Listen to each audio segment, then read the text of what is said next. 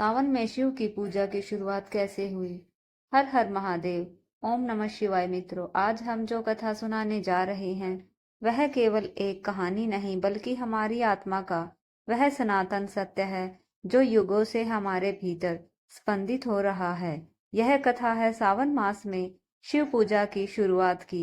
यह वह समय था जब सृष्टि का संतुलन डगमगा रहा था, धरती कांप रही थी, आकाश रो रहा था और देवता भी भय से थर थर कांप रहे थे। यह वह काल था जब समुद्र मंथन आरंभ हुआ। देवता और असुर एक साथ क्षीर सागर को मथ रहे थे। मंदरांचल पर्वत को मथानी बनाया गया और वासुकी नाग को रस्सी। सागर से एक एक कर अमूल्य रत्न निकलने लगे, लेकिन तभी कुछ ऐसा निकला जिससे संपूर्ण सृष्टि भयभीत हो उठी। वह था हलाहल विष, कालकूट नामक ऐसा भीषण विष जो संपूर्ण ब्रह्मांड को भस्म कर सकता था। सारे देवता, ब्रह्मा, विष्णु और अन्य सभी विष के प्रभाव से व्याकुल हो उठे और तब समस्त सृष्टि की रक्षा के लिए भगवान शिव प्रकट हुए। उन्होंने बिना एक पल की देरी किए वह भीषण विष अपने कंठ में धारण कर लिया और उसे वहीं रोक लिया। यह वही क्षण था जब उन्हें नीलकंठ कहा गया। उनकी यह अनंत करुणा, यह बलिदान केवल देवताओं के लिए नहीं था, यह हर जीव, हर आत्मा, इस समूचे जगत के लिए था। तभी से सावन का महीना जिसमें यह समुद्र मंथन हुआ था, भगवान शिव की पूजा के लिए सर्वोत्तम और पवित्र माना जाने लगा। इस महीने में शिव भक्त व्रत रखते हैं, जलाभिषेक करते हैं और भगवान की कृपा के लिए उनकी आराधना करते हैं। प्यारे दर्शकों, आज की कथा अत्यंत ज्ञानवर्धक और मन को छू लेने वाली है, लेकिन कृपया ध्यान रखें, शास्त्रों में कहा गया है कि अधूरी छोड़ी गई कथा दुख और पाप का कारण बनती है। इसलिए इस कथा को अंत तक अवश्य सुनिए और यदि आप सच में अपनी माँ से प्रेम करते हैं तो इस वीडियो को लाइक करें, चैनल को सब्सक्राइब करें और कमेंट में माँ लिखकर अपने भाव प्रकट करें। तो आइए बिना किसी विलंब के आरंभ करते हैं सावन मास की इस अद्भुत और दिव्य यात्रा को, जो केवल इतिहास नहीं हमारी चेतना का हिस्सा है। उस दिन जब हलाहल निकला, पूरा ब्रह्मांड कांप गया। यह विष इतना भयानक था कि इसकी एक बूंद से 3 लोक जलकर राख हो सकते हैं। देवता घबरा गए, असुर भाग गए और इंद्र तक की आंखों में आंसू आ गए। ब्रह्मा जी की आवाज कांप रही थी जब वे बोले, हे प्रभु, यह विष तो पूरी सृष्टि को नष्ट कर देगा, इसका क्या करेंगे। भगवान विष्णु भी चिंतित थे। उन्होंने कहा, इस विष को कोई नहीं पी सकता, यह तो मृत्यु का साक्षात रूप है। लेकिन तभी एक आवाज गूंजी, गहरी और शांत लेकिन दृढ़, मैं पी लूंगा। सभी की नजरें उस ओर मुड़ी जहां खड़े थे महादेव, भोलेनाथ, नीलकंठ। शिव जी के इस निर्णय को सुनकर माता पार्वती का दिल दहल गया। उनकी आंखों से आंसू बहने लगे। वे बोली, हे प्राणनाथ, यह विष आपको मार देगा, मैं आपको ऐसा करने नहीं दूंगी। लेकिन शिव जी ने अपनी प्रिय को समझाया, हे भवानी, यदि मैं नहीं पीऊंगा तो पूरी सृष्टि नष्ट हो जाएगी, मेरे सिवा इसे कोई नहीं पी सकता और फिर तुम्हारा प्रेम मुझे कभी मरने नहीं देगा। पार्वती जी का दिल टूट रहा था, लेकिन उन्होंने अपने पति के महान उद्देश्य को समझा। उन्होंने कहा, यदि आप यह विष पीने पर आग्रह कर रहे हैं तो मैं आपके गले को अपने हाथों से दबा दूंगी ताकि विष पेट में न जाए। और फिर वो क्षण आ गया जिसे देखकर पूरा ब्रह्मांड सांस रोककर खड़ा हो गया। महादेव ने हलाहल को अपने हाथों में लिया। विष इतना भयानक था कि हवा में ही धुआं उठ रहा था। शिव जी ने विष को मुंह में लिया और तभी माता पार्वती जी ने अपने कोमल हाथों से उनके गले को दबा दिया। विष गले में ही रुक गया, ना ऊपर जा सका ना नीचे। विष के प्रभाव ने शिव जी का गला नीला हो गया। उस दिन से वे नीलकंठ कहलाए लेकिन यह नीलाहट केवल रंग नहीं था, यह थी त्याग की निशानी, यह थी प्रेम की पहचान, यह थी करुणा का चिन्ह। लेकिन कहानी यहीं समाप्त नहीं होती। विष के प्रभाव से महादेव का शरीर जलने लगा। इतनी गर्मी थी कि उनके शरीर से धुआं उठ रहा था। पार्वती जी देखकर व्याकुल हो गई। तभी आकाश से मेघ गरजे, बादल गिर आए और दूसरी ओर शुरू हुई मूसलाधार बारिश। यह वही सावन का महीना था। प्रकृति खुद महादेव की सेवा में लग गई।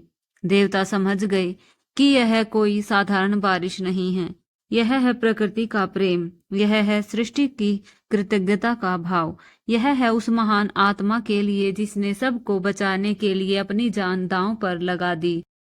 इंद्र सबसे पहले आगे आए। उन्होंने कहा, हे महादेव, आपने हमारी रक्षा की है, अब हमारा कर्तव्य है कि हम आपकी सेवा करें। सभी देवताओं ने मिलकर शिव जी का अभिषेक किया। गंगा जी का पवित्र जल, दूध, दही, शहद, घी सब कुछ शिव के ऊपर डाला गया। बेलपत्र चढ़ाए गए, धतूरा अर्पित किया गया। ब्रह्मा जी ने कहा, हे महादेव, आज से हर सावन में आपकी इसी तरह पूजा होगी। यह आपके महान बलिदान की स्मृति में होगी। वो दिन सोमवार का था। चंद्रमा शिव जी के मस्तक पर विराजमान थे और उनकी शीतलता से महादेव को राहत मिल रही थी। तभी से सावन के सोमवार को विशेष महत्व दिया गया। चंद्रमा ने कहा, हे प्रभु, मैं हमेशा आपके मस्तक पर रहूंगा और आपको शीतलता प्रदान करूंगा। और हर सावन में भक्त मुझे देखकर आपकी पूजा करेंगे।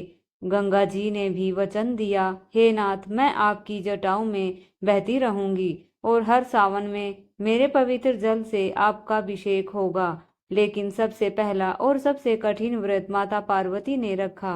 उन्होंने संकल्प लिया कि जब तक महादेव का शरीर सामान्य नहीं हो जाता, वे अन्न जल नहीं लेंगी। पूरे सावन महीने माता पार्वती ने निर्जला व्रत रखा।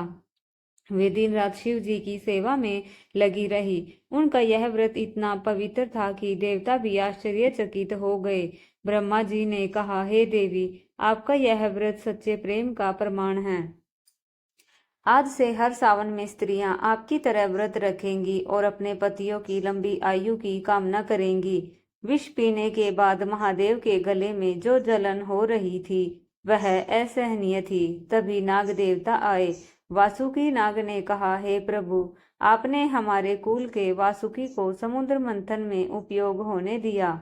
अब हमारा कर्तव्य है कि हम आपकी सेवा करें। सभी नाग देवताओं ने मिलकर शिव जी के गले में अपनी शीतलता से उन्हें राहत दी। तभी से शिव जी के गले में नाग विराजमान हैं। शेषनाग ने कहा, हे महादेव, हर सावन में नाग पंचमी के दिन लोग हमारी भी पूजा करेंगे।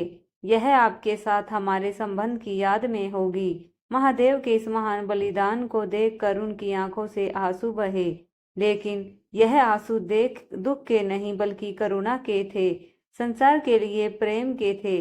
जहां जहां यह आंसू गिरे वहां वहां रुद्राक्ष के वृक्ष उग आए। रुद्राक्ष के बीज में वह शक्ति थी जो महादेव में थी। तभी से रुद्राक्ष को सबसे पवित्र माना गया है।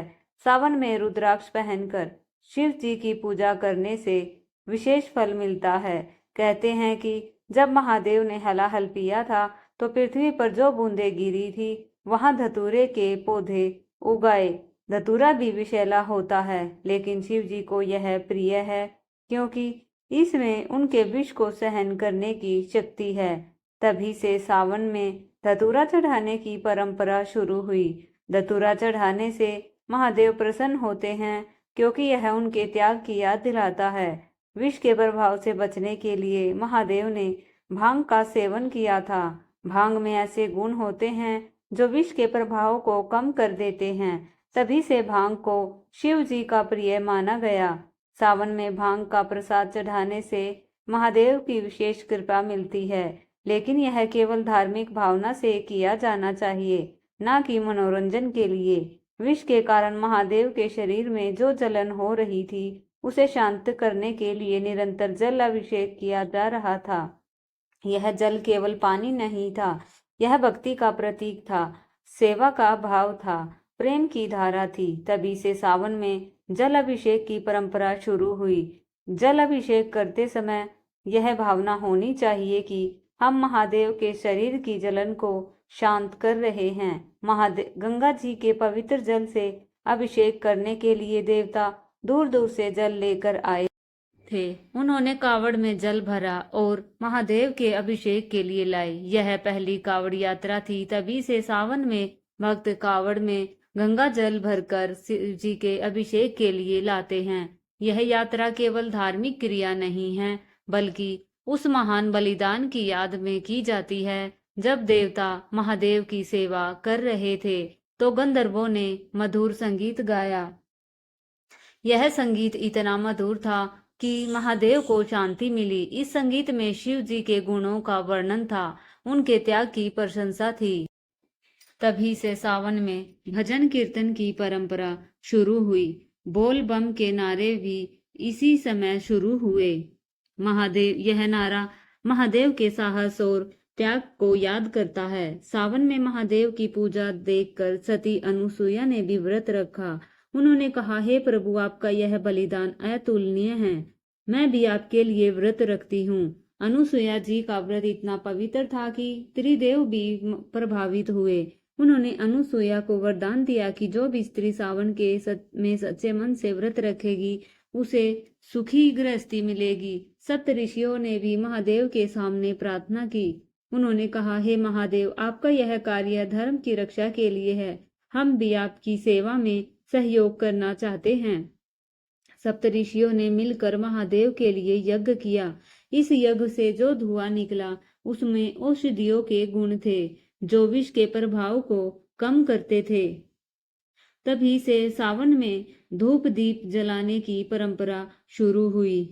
सावन के महीने में प्रकृति भी महादेव की सेवा में लग गई। वृक्षों ने अपने पत्ते गिराए ताकि महादेव को छाया मिल सके।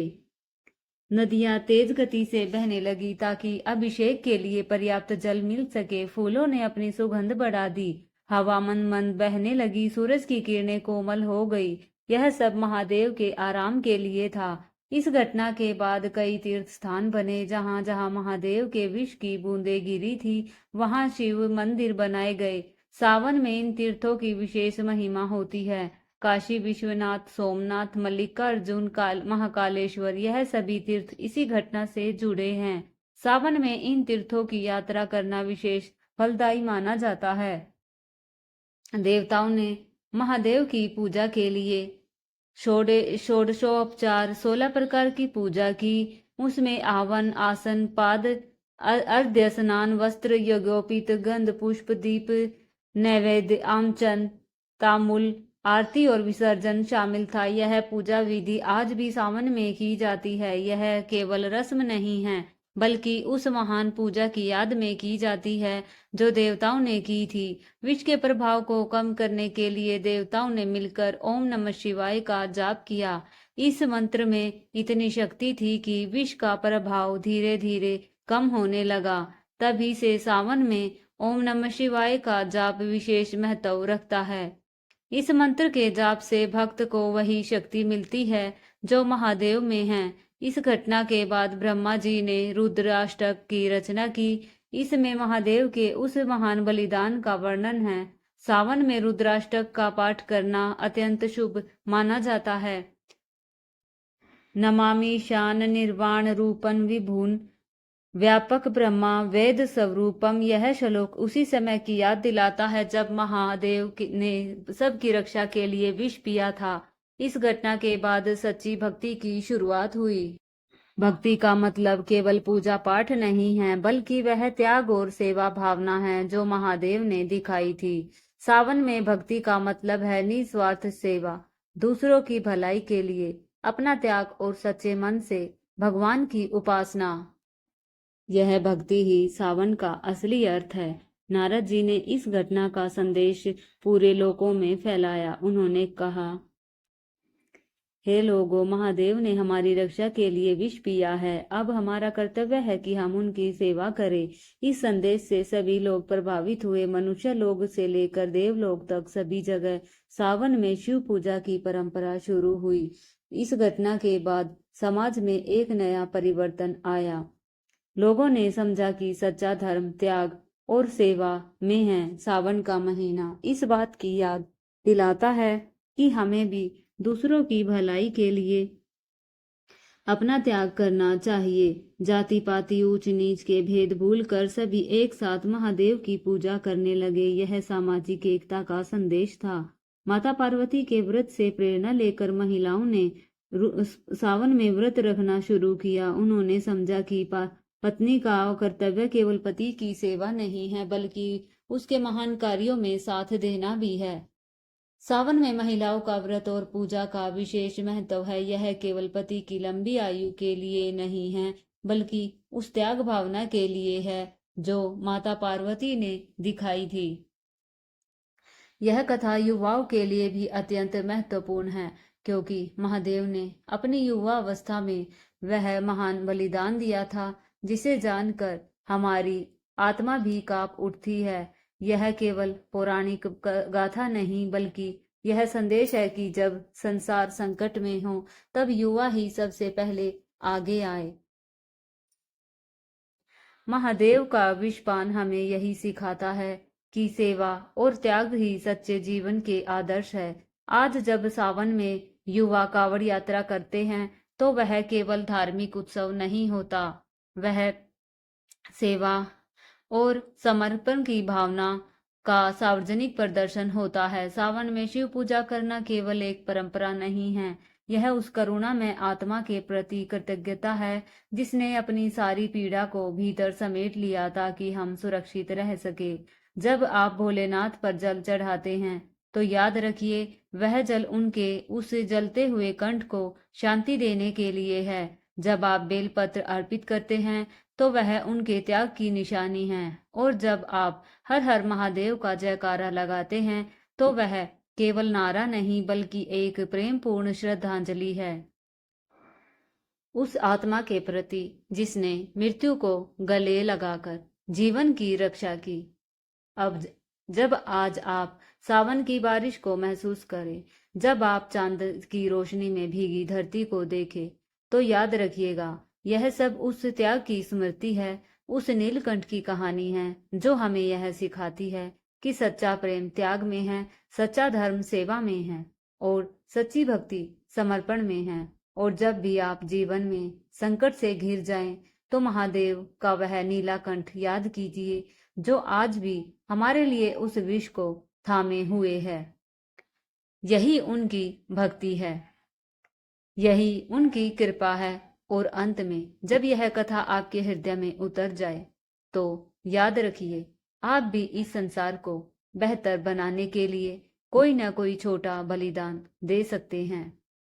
हर व्यक्ति में शिव तो छिपा है, बस उसे पहचानने की देर है। कृपया इस कथा को अपने मित्रों और परिजनों तक पहुंचाएं। वीडियो को लाइक करें, चैनल को सब्सक्राइब करें और कमेंट में हर हर महादेव लिखकर अपने श्रद्धा भाव को प्रकट करें। ओम नमः शिवाय।